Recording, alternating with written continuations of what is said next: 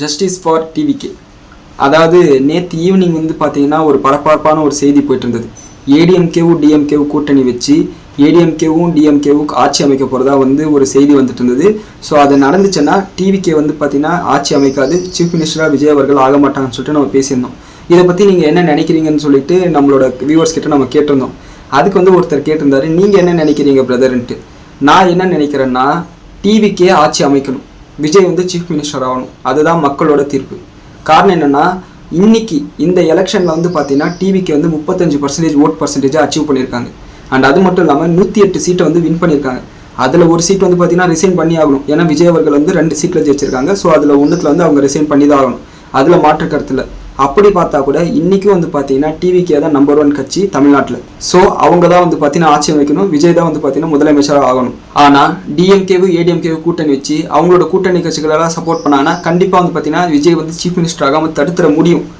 ஆனால் அது வந்து கிளியராக மக்களோட தீர்ப்புக்கு எதிரானது. அண்ட் அது மட்டும் இல்லாமல் இப்போதைக்கு வந்து பார்த்தீங்கன்னா இதை பண்ணி விஜயை தடுத்துடலாம். ஆனால் இது மிகப்பெரிய ஒரு பாதிப்பு வந்து மக்கள் மத்தியில் ஏற்படுத்தும். பாவம் விஜய் வந்து பார்த்தீங்கன்னா இந்த மாதிரி பண்ணிட்டாங்களே, அவர் சீஃப் மினிஸ்டர் ஆகிறத தடுத்துட்டாங்களேன்னு சொல்லிட்டு மிகப்பெரிய சிம்பத்தி வந்து பார்த்தீங்கன்னா கிரியேட் பண்ணும். அதனால் வந்து பார்த்தீங்கன்னா அடுத்த எலெக்ஷனில் விஜய் வந்து ஸ்வீப் பண்ணிடுவார். 150 சீட்டுக்கு மேலே ஜெயிச்சா கூட ஆச்சரியப்பட்டதுக்கு. காரணம் என்னென்னா, இயல்பாகவே வந்து பார்த்தீங்கன்னா மக்கள் எப்படி ஓட்டு போடுவாங்கன்னா, ஒரு 25% மக்கள் வந்து நான் இவங்களுக்கு தான் ஓட்டு போடுவேன் அப்படின்னு முடிவு பண்ணி ஓட்டு போடுவாங்க. அவங்கள வந்து பார்த்தீங்கன்னா மாற்றவே முடியாது.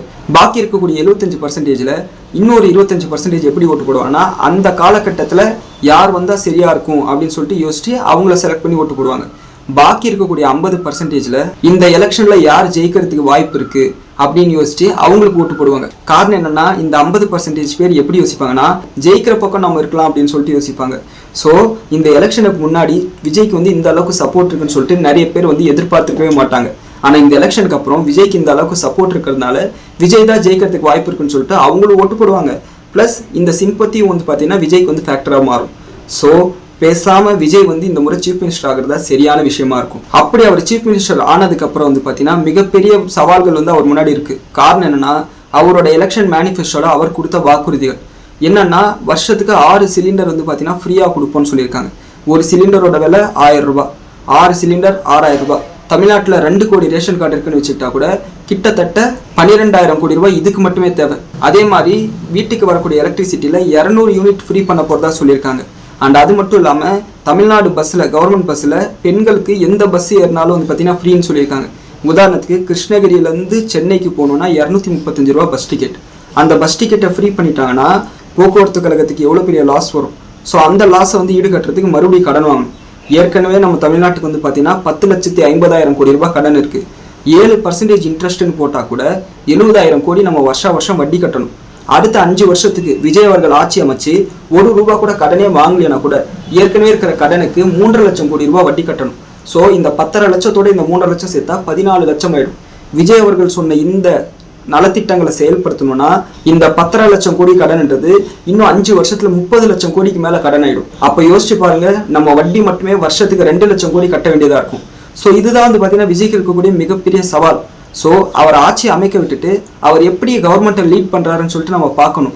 அதுக்கப்புறம் வந்து பார்த்தீங்கன்னா மக்கள்கிட்ட பாருங்க அவங்க இந்த மாதிரி பண்ணிட்டாங்கன்னு சொல்லிட்டு நீங்கள் முறையிட்டீங்கன்னா அது கரெக்டாக இருக்கும். அப்போ வந்து மக்கள் யோசிப்பாங்க, என்னது இது, இவங்களுக்கு வந்து ஓட்டு போட்டோம், நல்லது நடக்கலை அப்படின்னு சொல்லிட்டு யோசிப்பாங்க. ஆனால் அப்படி பண்ணாமல் இப்போ வந்து விஜயை தடுத்து நிறுத்திட்டா அடுத்த எலெக்ஷனில் கண்டிப்பாக விஜய் தான் மெஜாரிட்டி அடிப்பார். அவர் தான் வந்து பார்த்தீங்கன்னா அடுத்த 10 வருஷத்துக்கு 20 வருஷத்துக்கு சீஃப் மினிஸ்டர் இருப்பார். அதை யாராலையும் மாற்ற முடியாது. ஸோ இப்போதைக்கு வந்து பார்த்தீங்கன்னா விஜய் அவர்கள் தான் சீஃப் மினிஸ்டர் ஆகணும், அதுதான் கரெக்டும் கூட.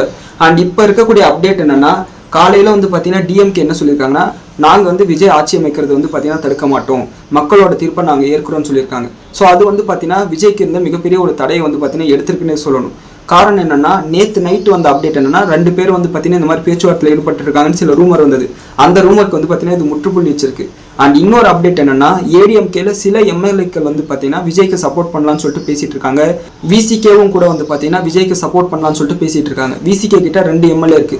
விஜய் அவர்களுக்கு வந்து பார்த்தீங்கன்னா இன்னும் வந்து 6லேருந்து 7 சீட் வரைக்கும் வந்து பார்த்தீங்கன்னா மெஜாரிட்டி நிரூபிக்க தேவைப்படுது.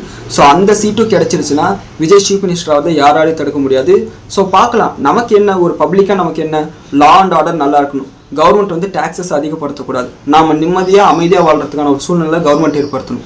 அதை யார் ஏற்படுத்தினா என்ன, ஒருவேளை விஜய் அவர்களே நல்லாட்சி கொடுத்துட்டா அதுக்கு மேலே நம்மளுக்கு பிரச்சனை இல்லையே, நம்ம பாட்டி நம்ம வேலையை பார்க்கலாம். ஸோ இதுதான் வந்து பார்த்தீங்கன்னா இந்த விஷயத்தில் என்னோட ஒப்பீனியன். அண்ட் இதுக்கு வந்து பார்த்தீங்கன்னா கண்டிப்பாக மாற்று கருத்துக்கள் இருக்கும். ஸோ அந்த மாற்று கருத்தில் கீழே கமெண்ட்டில் சொல்லுங்கள், நான் தெரிஞ்சுக்கிறேன். நன்றி, வணக்கம்.